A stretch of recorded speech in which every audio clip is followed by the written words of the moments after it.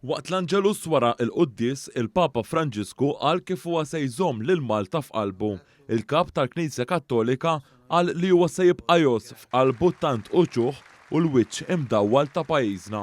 Soprattutto conserverò nel cuore tanti volti e il volto luminoso di Malta. Ringrazio anche coloro che hanno lavorato per questa visita e vorrei salutare cordialmente i fratelli e le sorelle di varie confessioni cristiane e religiosi che ho incontrato. A tutto chiedo di pregare per me, io lo farò per voi. Preghiamo a vicenda.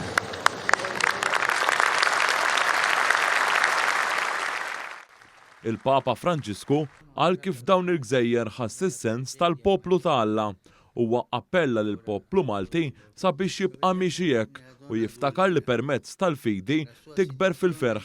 Hawnhekk il-Papa Franġisku kellu messaġġ lejn iż-żgħażagħ fejn qalilhom biex iżommu fiċ-ċentru tagħhom il-figura ta' Ġesu sabiex ikollhom il-ferħ f'ħajjithom. Il-Papa żied jgħid kif Alla ta' ħniena jemmen fiż-żgħażagħ, iħobb il-ħajja tagħhom u qatt mhu se jqarraq bihom. Cari amici giovani, condivido con voi la cosa più bella della vita. Sapete qual è? È la gioia di spendersi nell'amore che ci fa liberi. Ma questa gioia ha un nome, Gesù.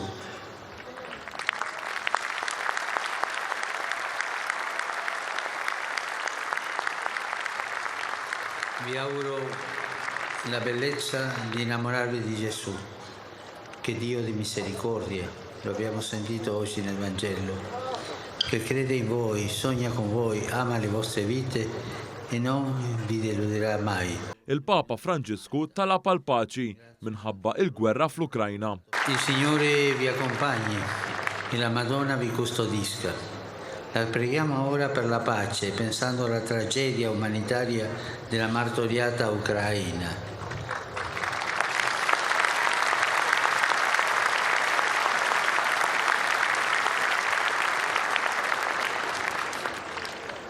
Ancora sotto i bombardamenti di questa guerra sacrilega. Non stanchiamoci di pregare e di aiutare chi soffre. La pace sia con voi.